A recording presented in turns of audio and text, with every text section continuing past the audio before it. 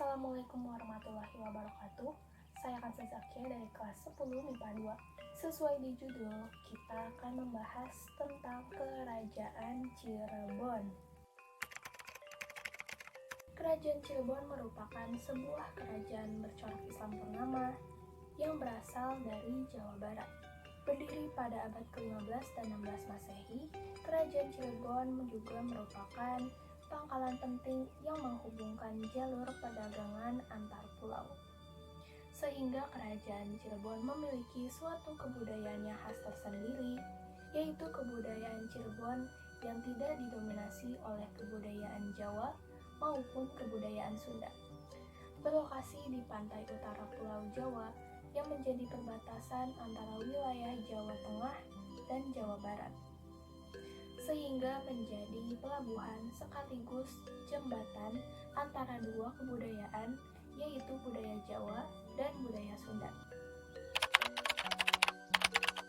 Rasanya nggak afdol nih kalau kita nggak belajar dari sejarahnya dulu. Menurut Sulendraniningrat yang mendasarkan pada naskah Babad Tanah Sunda dan Atja pada naskah Carita Purwakacarubanagari, Cirebon mulanya adalah sebuah duku kecil yang awalnya didirikan oleh Ki Gedeng Tapa yang lama-kelamaan berkembang menjadi sebuah perkampungan ramai dan diberi nama Caruban atau bahasa Sunda dari campuran. Dinamakan Caruban karena di sana ada percampuran para pendatang dari berbagai macam suku bangsa, agama, bahasa, adat istiadat, latar belakang, dan mata pencaharian yang berbeda. Mereka datang dengan tujuan ingin menetap atau hanya berdagang. Karena awalnya hampir sebagian besar pekerjaan masyarakat adalah sebagai nelayan, maka berkembanglah pekerjaan lainnya seperti menangkap ikan dan rebon atau udang kecil di sepanjang pantai yang biasa digunakan untuk pembuatan terasi. Lalu ada juga pembuatan petis dan garam.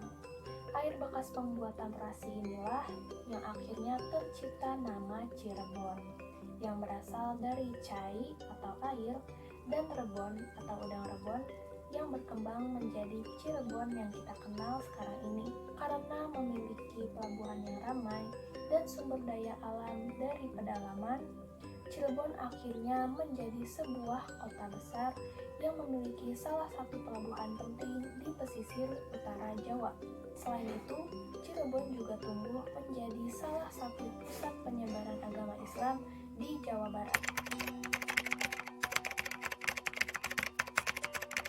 Siapa saja sih raja-raja yang pernah memimpin di Kerajaan Cirebon ini? Tahun 1479 sampai 1495 diperintah oleh Syarif Hidayatullah. Beliau merupakan Sultan I Cirebon atau penguasa kedua Cirebon setelah Pangeran Cakrabuana. Pada masa ini juga Pajajaran ditaklukkan dan kemudian wilayahnya dibagi ke dalam 4 bagian, yaitu Pajajaran Barat, Pajajaran Tengah, Pajajaran Timur, dan juga Jayakarta. Tahun 1495 sampai 1555 diperintah oleh Pangeran Pasarean, namun beliau wafat sebelum dinobatkan, kemudian berlanjut diperintah oleh Pangeran Dipati Anom Carbon I atau Pangeran Sedang Kemuning. Beliau kemudian wafat sebelum dinobatkan menjadi Sultan dan beliau wafat di Demak. Kedudukan kepala pemerintahan pada kekosongan kepala pemerintahan ini diwakilkan kepada pejabat pengganti Sultan yang dijabat oleh Fatahillah. Tahun 1649, Kesultanan Cirebon diperintah oleh Pangeran Sedang Gayam atau Pangeran Dipati Anom Carbon II, akan tetapi beliau wafat sebelum dinobatkan. Tahun 1649 sampai 1662 diperintah oleh Sultan ketiga, yaitu Panembahan Gerilya atau Pangeran Putra. Beliau merupakan anak Pangeran Dipati Sedang Gayam. Beliau wafat di Mataram sebagai tahanan politik, dimakamkan di Giri Malaya.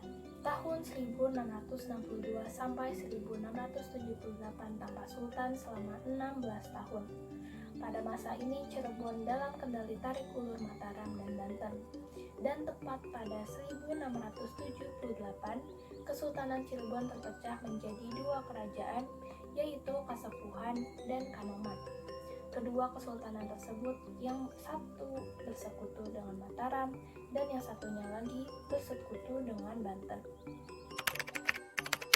Kira-kira ada peninggalan apa aja ya dari kerajaan Cirebon ini? Di antaranya kereta singa barong Kasepuhan, mangkok kayu berukir, alun-alun Sangkala Buana atau Satonan, kuta garang Wadasan dan Kuncung, dan juga patung macan putih. Itu tadi penjelasan tentang kerajaan Cirebon. Kita sudah belajar sejarahnya, raja-raja yang memimpinnya, dan juga peninggalan-peninggalan dari kerajaan Cirebon ini. Jika ada yang kurang atau salah kata, mohon dimaafkan ya, namanya juga belajar. Sekian dari saya, wassalamualaikum warahmatullahi wabarakatuh. Bye-bye.